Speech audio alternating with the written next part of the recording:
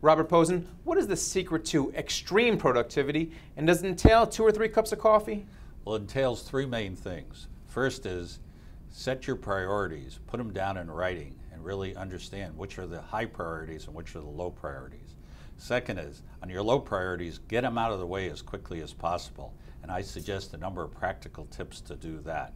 And third of all, on your top priorities, start at the end. And by that I mean, as soon as possible, formulate a set of tentative conclusions, and that will guide you on your research and will force you to come to grips with the critical issues. Well, right now employees want to be more productive than ever. They also want to become more invaluable to their respective organizations than ever because of the current economic environment. They're worried about downsizing. How can they do that?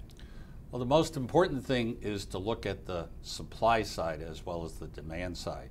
Many people think of their careers in terms of what I'm best at, what I'm best at doing, and that's an important aspect. But it's even more important in today's environment to think, what does the world need, and specifically, what does your organization need? You may want to write advertising scripts, but they may need you to write compliance manuals. So the key thing is to understand what your organization needs, what its priorities are, and try to get in sync with those by either getting the skills that you need or volunteering to go to certain countries or focusing on markets that are really important to your company. And what about managers? What can they take out of your book? Well, I have a whole chapter on delegation. The critical thing for managers is to understand what they should do and what they should delegate. We have many managers who try to do it all themselves, and that's a big mistake. And then we have some managers who delegate and then let the thing go and never come back to it.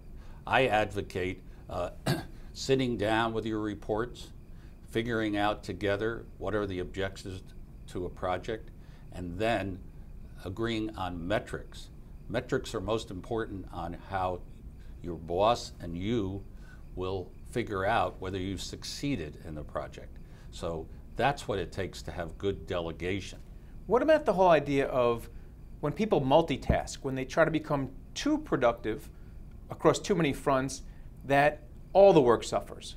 Yeah, I deal with multitasking in the book, and it's a complex subject. If you have something that's really important, like you're driving a jet plane, you shouldn't be trying to multitask. But if you have 2 things that aren't that important, you can do them at the same time. For instance, if you're on a conference call, some of these conference calls go on for an hour or 2 hours, so you can easily be doing your email at the same time. But you got to be careful, because in certain contexts, if you multitask, other people get offended, especially with older executives. If you're in a group of senior executives and you start doing your email during the meeting, you're likely to really offend them. So you got to be careful as to when you do multitasking and what the culture, the custom is on multitasking.